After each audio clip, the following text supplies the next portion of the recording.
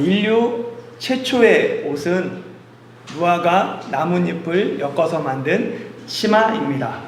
이를 하나님이 가죽옷으로 바꿔주셨습니다. 인류가 처음 옷을 입기 시작한 것은 하나님이 금하신 선악과를 먹고 수치심과 부끄러움을 가리기 위함입니다. 그러나 이후 옷은 단지 사람의 몸을 가리고 보호하는 수단이 아니라 그 사람의 직업과 신분을 나타내는 도구가 됩니다. 옷이 날개다라는 한국 속담이 있습니다. 이 속담은 아무리 못난 사람도 근사한 옷을 입으면 달라 보인다라는 의미입니다. 옷차림에 따라서 사람의 외모뿐 아니라 태도, 인상, 사회적 지위, 신분까지 영향을 받습니다. 허름한 옷을 입고 백화점이나 고급 식당에 가는 것과 명품 옷을 입고 가는 것에 따라 누구의 태도가 달라져요? 종업원의 태도가 달라집니다. 사람은 같지만 입은 옷에 따라 대우가 달라지는 것입니다. 혹시 오늘 아침 교회에 어떤 옷을 입고 갈까 고민하신 분이 계십니까?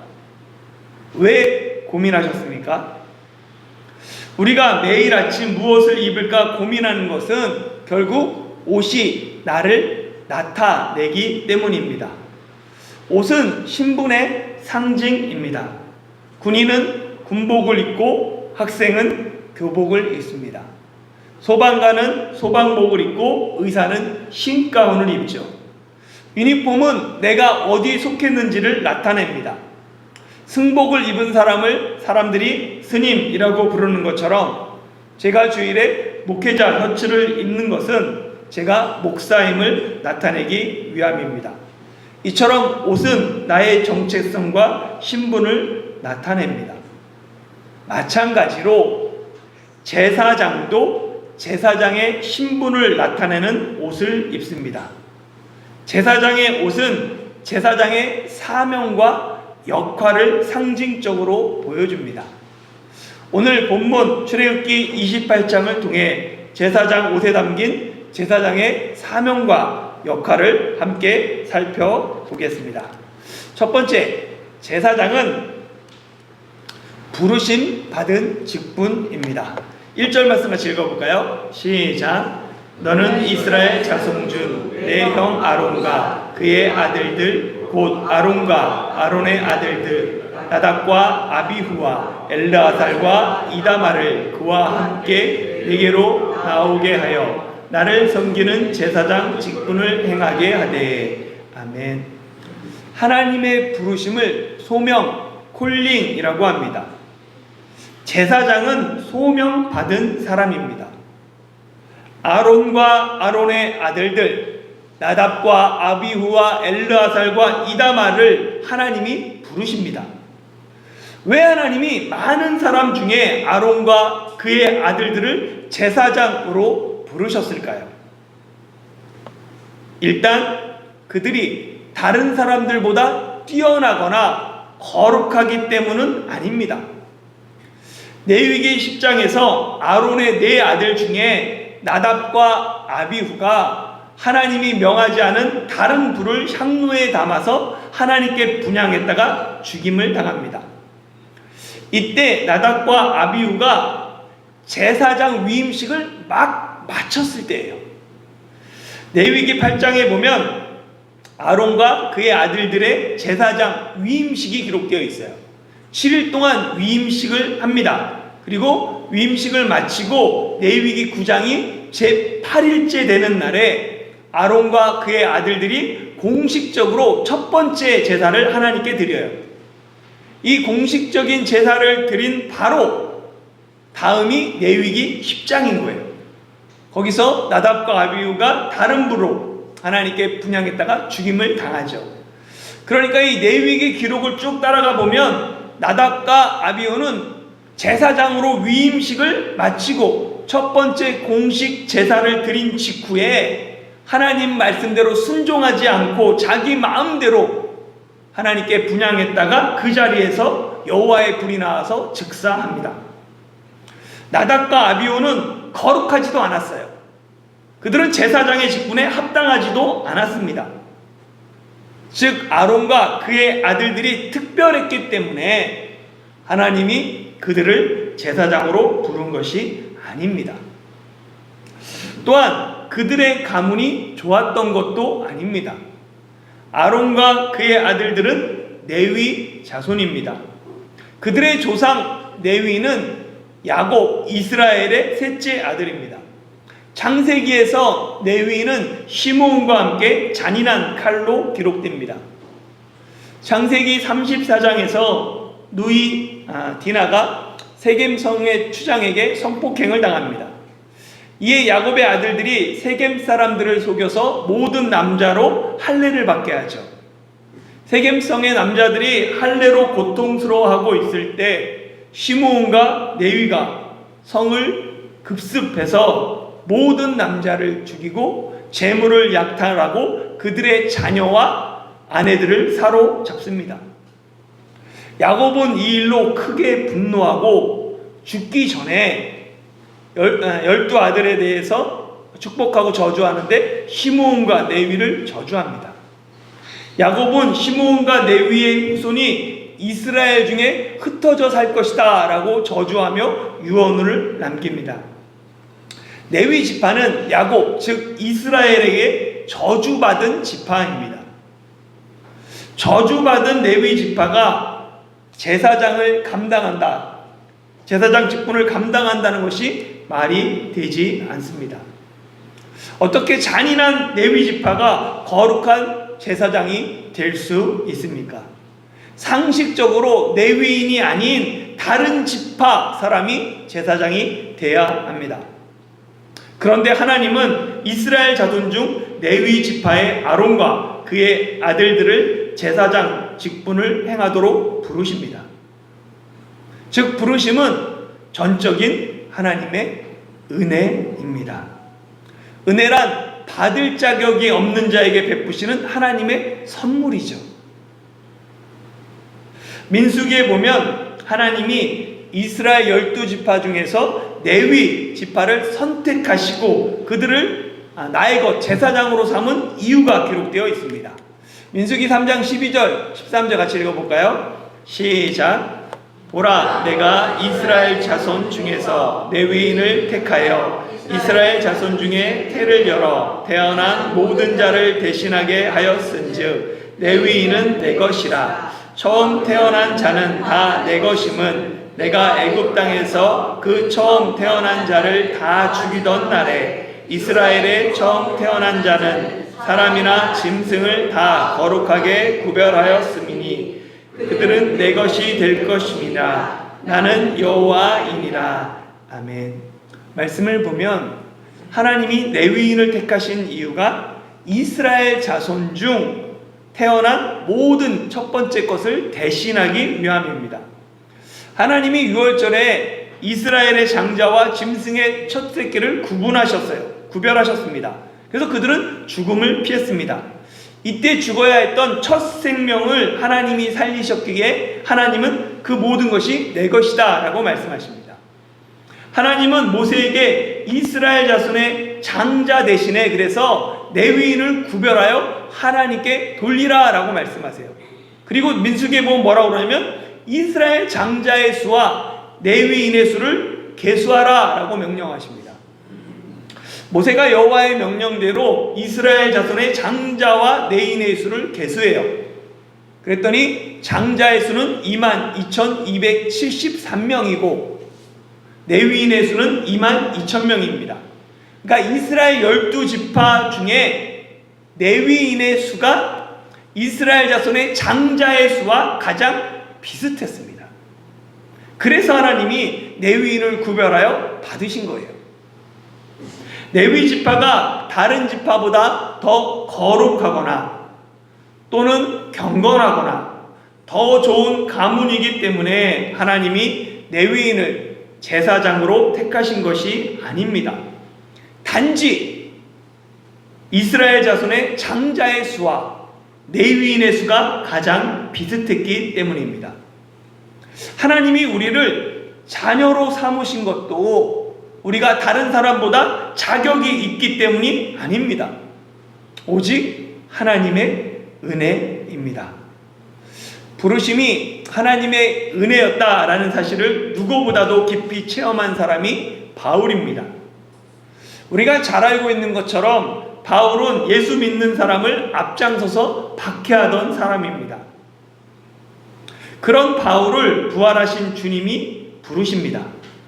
많은 사람이 예수 믿는 남녀를 결박하기 위해 다메섹으로 가고 있는데 그 많은 사람 중에 하늘로부터 빛이 바울을 둘러비추어요. 많은 사람 중에 주님이 바울아 사울아 사울아 하면서 바울을 부르십니다. 죄인의 개수와 같은 자신을 택하시고 불러주신 주님의 은혜로 인해 바울은 평생을 주님께 헌신합니다.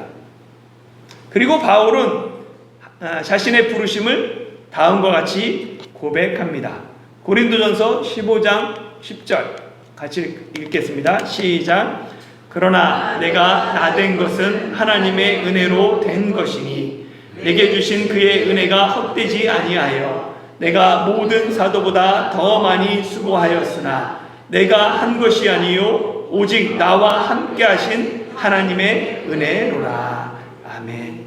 나의 나된 것은 오직 하나님의 은혜다라고 바울은 이야기합니다. 가끔 한국에 가면 선교사님 오셨다고 극진하게 막 대우해 주시는 분들이 계세요. 그런데 선교사나 목사가 하나님 앞에 특별한 사람이 아닙니다. 선교사나 목사가 귀한 직분임에는 틀림없어요. 그러나 하나님 앞에 귀하지 않은 직분이 없습니다. 직분은 모두 귀합니다. 어떤 사람이 직분을 맡습니까? 하나님이 부르시고 그 부르심에 응답해서 헌신한 사람이 직분을 맡습니다. 항상 하나님의 부르심, 소명이 먼저입니다. 그리고 하나님의 부르심은 언제나 전적인 하나님의 은혜입니다. 우리는 하나님의 은혜로 왕같은 제사장으로 부르심을 받았습니다. 그 은혜에 감사하며 부르심에 합당한 삶을 살아가야 합니다. 두 번째, 제사장 직분은 예수 그리스도의 예표입니다. 먼저 에덴 동산과 성막을 비교해 보았습니다. 그러면 에덴 동산 창세기 1장 2장에 기록되어 있고 성막은 출애굽기 25장부터 31장에 기록되어 있습니다. 여기에 보면 하나님이 이르시되 하면서 7번 말씀하세요. 성막에는 여호와께서 이르시되 똑같이 7번 말씀하십니다. 에덴 동산에 금과 보석이 있어요.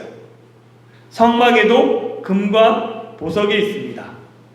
에덴 동산은 창조가 끝나고 안식일로 이어져요. 성막도 성막 건축에 대한 말씀과 끝나고 안식일로 이어집니다. 창조 완성 후 하나님이 심히 좋았더라 라고 축복합니다. 성막 완공 후에 모세가 이스라엘 백성을 축복합니다.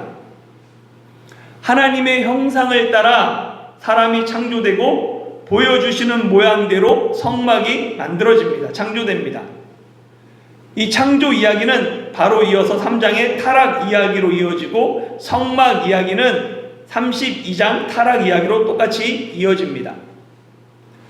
아담과 하와는 죄로 인해 하나님과 교제하던 에덴 동산에서 쫓겨났습니다. 에덴 동산에서 추방된 인간이 다시 하나님과 교제하기 위해서는 제단이 필요해요. 가인과 아벨이 제단을 쌓은 것은 하나님과 그 깨어진 관계를 회복하고 교제하기 위함입니다. 그러니까 성막 시대 이전에 제단이 있었습니다. 이후 성막이 만들어지면서 죄인이 하나님과 교제하기 위해서는 대속 제물을 들고 성막에 가야 합니다. 그러나 에덴 동산이 타락 이야기로 이어지는 것처럼 성막도 출애굽기 32장에서 송아지 우상 타락 이야기로 이어집니다. 그렇기 때문에 우리에게는 예수님이 필요해요. 예수님이 오심으로 성막과 성막에서 이어지는 성전 시대가 끝이 납니다. 하나님과 교제하기 원하는 사람은 이제 성막과 성전이 아닌 예수님 앞으로 나가야 합니다. 예수님이 바로 하나님이시며 하나님이 계신 성전입니다. 더 놀라운 사실은 오순절 성령 강림 이후 우리가 하나님의 성전이라는 사실입니다. 하나님이 거하시는 몸이 우리 몸이 되었어요. 하나님이 거하시는 성전이 우리 몸입니다.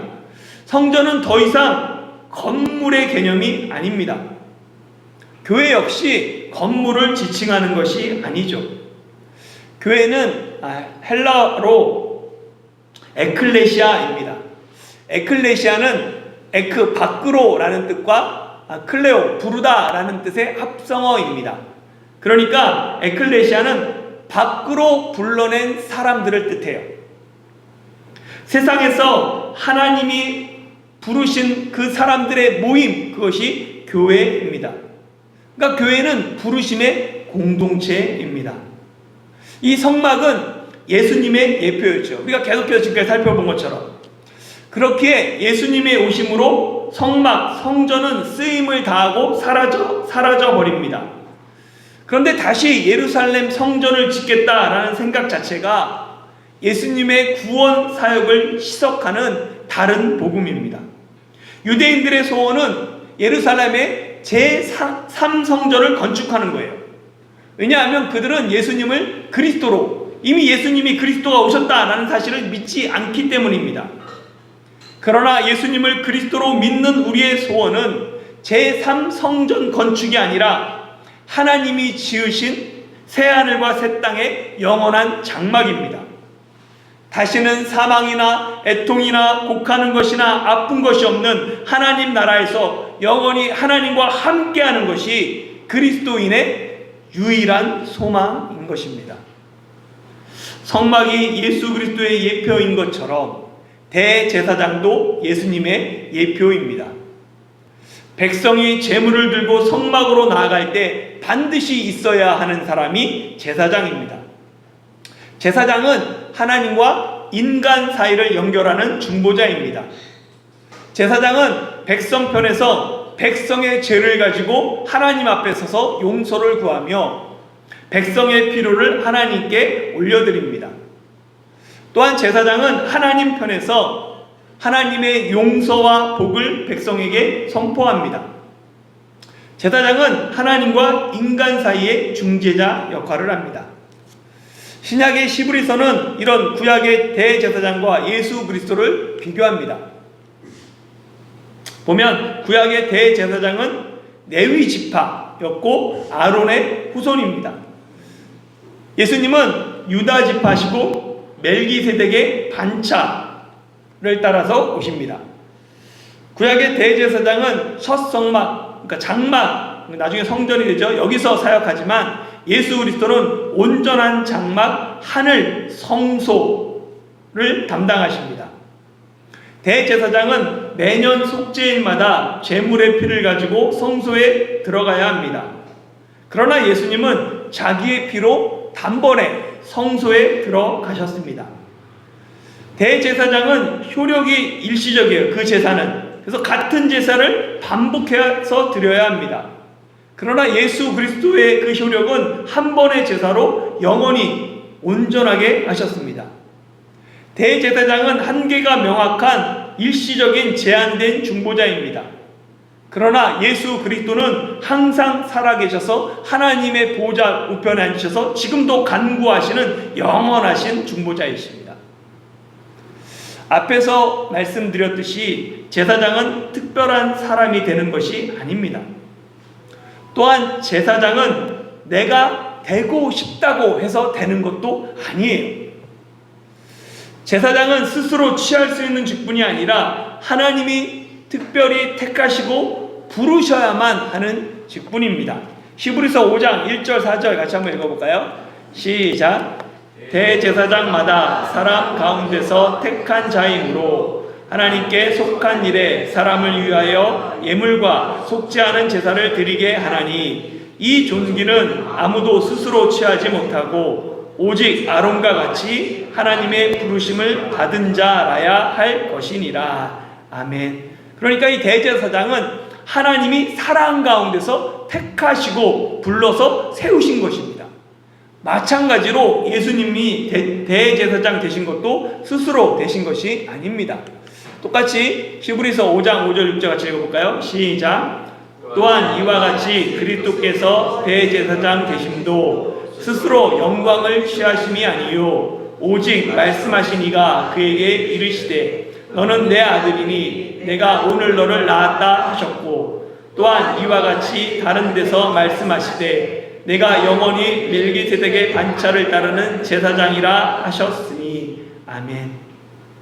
예수님은 스스로 영광을 취하신 것이 아닙니다.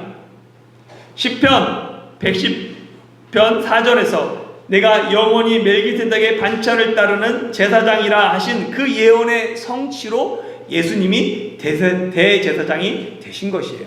이 반차는 순서를 의미합니다. 그러니까 예수님이 멜기세덱의 뒤를 이은 대제사장이 되셨다라고 이야기합니다. 그러므로 구약의 대제사장은 예수님의 그림자, 예표입니다. 세 번째, 제사장은 거룩해야 합니다. 출애굽기 25장부터 31장은 하나님이 모세에게 성막과 그 기구들을 만들라라는 말씀이에요. 그런데 이 말씀 보면 중간에 제사장의 옷의 규례와 제사장 위임식 규례가 28장과 29장에 기록되어 있습니다. 그러니까 출애굽기는 이 제사장을 중심으로 성막의 기구, 필요한 것들이 나눠서 앞뒤로 전후로 기록되어 있어요. 이런 구조를 샌드위치 구조라고 말합니다. 샌드위치는 속에 든 것에 따라서 품질과 가격이 차이나요. 중요한 건 속에 들은 거예요. 성막과 기구들은 제사장이 어떻게 사용하느냐가 중요합니다. 성막은 하나님이 임재하시는 처소입니다. 성막의 목적은 하나님과 백성의 만남에 있어요. 그러니까 성막은 하나님을 만나는 통로입니다. 성막을 하나님이 보여주신 대로 완벽하게 건축했는데 만약 제사장이 없으면 성막이 그 기능을 제대로 할 수 있습니까? 없습니까? 제사장이 없으면 성막이 아무리 완벽해도 제 기능을 할 수 없습니다. 제사장이 없으면 아무도 하나님 앞에 나갈 수 없고 하나님을 만날 수가 없습니다. 성막과 성막의 기구들을 만드는 것보다 더 중요한 것이 성막과 그 기구들을 다루는 제사장입니다. 건물의 기구들을 만드는 것보다 사람을 세우는 것이 더 중요합니다. 그런데 제가 생각할 때 많은 교회가 이를 반대로 합니다. 사람보다 성막, 성전을 더 중시합니다. 건물을 화려하게 짓고 시설을 최첨단, 최고급으로 하고 프로그램을 화려하게 하면 사람들이 모일 것이라고 착각합니다. 전 세계 각 교단에서 가장 큰 교회들이 한국에 모여 있습니다. 전 세계 장로교 중에 가장 큰 교회가 한국에 있습니다. 전 세계 감리교 중에 가장 큰 교회도 한국에 있습니다. 전 세계 오순절 교회 중에 가장 큰 교회도 한국에 있고 전 세계 침례교 중 가장 큰 교회도 한국에 있습니다. 전 세계 각 교단의 대표 교회가 한국에 있습니다. 그런데 셀 수도 없이 많은 사람이 매주 화려한 건물에서 예배드리지만 한국 사회가 이전보다 하나님 나라에 가까워지고 있는지는 의문입니다. 교회 건물이 크든 작든 많은 사람이 모이든 적은 사람이 모이든 그곳에 진리의 말씀이 선포되고 각자의 자리에서 등불을 밝히는 제사장의 삶을 회복해야 합니다. 그렇지 못하면 예수님이 한국 교회를 보시고 예루살렘 성전처럼 이 성전을 헐라 내가 사흘 동안 일으키리라 라고 말씀하실지도 모릅니다. 하나님의 심판대가 있음을 알고 두려워해야 합니다. 하나님과 만나기 위해서는 성막과 함께 제사장이 필요합니다. 백성을 대신해서 거룩한 하나님 앞에 설 수 있는 사람은 제사장밖에 없습니다. 제사장은 하나님과 죄인 사이를 연결하는 거룩한 매개체입니다. 그렇기 때문에 제사장은 거룩한 옷을 지어 영화롭고 아름답게 해야 합니다. 28장 2절 3절 같이 읽겠습니다. 시작. 내 형 아론을 위하여 거룩한 옷을 지어 영화롭고 아름답게 할지니 너는 무릇 마음에 지혜 있는 모든 자 곧 내가 지혜로운 영으로 채운 자들에게 말하여 아론의 옷을 지어 그를 거룩하게 하여 내게 제사장 직분을 행하게 하라. 아멘. 제사장의 옷은 일반인의 옷과 다르게 거룩하게 구별했습니다. 왜냐하면 제사장은 일반 백성과 다르게 구별된 거룩한 직분을 수행해야 하기 때문입니다. 제사장 옷을 거룩하고 영화롭고 아름답게 만들라는 이 말씀은 단지 옷을 화려하고 아름답게 만들라는 의미가 아닙니다. 제사장의 삶이 영화롭고 아름답게 구별된 거룩한 삶이어야 함을 의미합니다. 제사장의 옷은 제사장의 직분과 사명을 상징하는 예복입니다. 제사장은 말을 잘해야 하는 것이 아닙니다. 제사장은 지식이 많아야 하는 것도 아닙니다. 제사장은 외모가 출중해야 하는 것도 아닙니다. 제사장은 거룩해야 합니다. 제사장의 능력은 거룩함에 있습니다. 제사장의 거룩함을 표현하는 것이 제사장의 거룩한 옷입니다. 제사장의 거룩한 옷에 대한 구체적인 기록이 4절에 기록되어 있습니다. 4절 같이 읽어볼까요? 시작. 그들이 지을 옷은 이러하니 곧 흉패와 애복과 겉옷과 반포 속옷과 관과 띠라. 그들이 내 형 아론과 그 아들들을 위하여 거룩한 옷을 지어 아론이 내게 제사장 직분을 행하게 하라. 아멘. 제사장 옷은 흉패와 애복과 겉옷과 반포 속옷과 관과 띠로 되어 있습니다. 제사장의 옷은 제사장의 사명과 직무를 나타내는데 이에 대해서는 다음 시간에 이어서 살펴보겠습니다. 사랑하는 성도 여러분, 하나님이 구약의 제사장을 택하시고 부르신 것처럼 하나님이 우리를 택한 백성, 왕같은 제사장으로 부르셨습니다. 제사장이 일반 백성과 달리 거룩한 옷을 입어야 하는 것처럼 우리도 세상 사람과 달리 거룩한 옷을 입어야 합니다. 세상과 다른 거룩함이 우리의 사명, 우리를 부르신 하나님의 목적입니다. 제사장의 직무 중 하나가 저녁부터 아침까지 항상 여호와 앞에서 등불을 보살피는 것입니다. 놀랍게도 항상 등불을 이 보살피라는 말씀이 출애굽기 27장 맨 마지막에 기록되어 있어요. 논리적으로 보면 이 등불을 관리해라 라는 이 말씀은 출애굽기 25장의 등잔대 그 다음에 기록되어야 합니다. 등잔대에 관한 말씀이니까. 그런데 항상 등불을 보살피라는 말씀이 모호하게도 성막들, 울타리 다 만든 다음에 제사장에 대한 말씀 앞에 거기에 사이에 끼어 있습니다.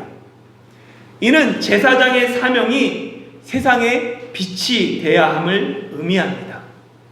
택하신 족속 왕같은 제사장으로 각자의 삶에서 거룩한 빛을 세상에 비추는 저와 여러분이 되기를 예수님의 이름으로 축원합니다.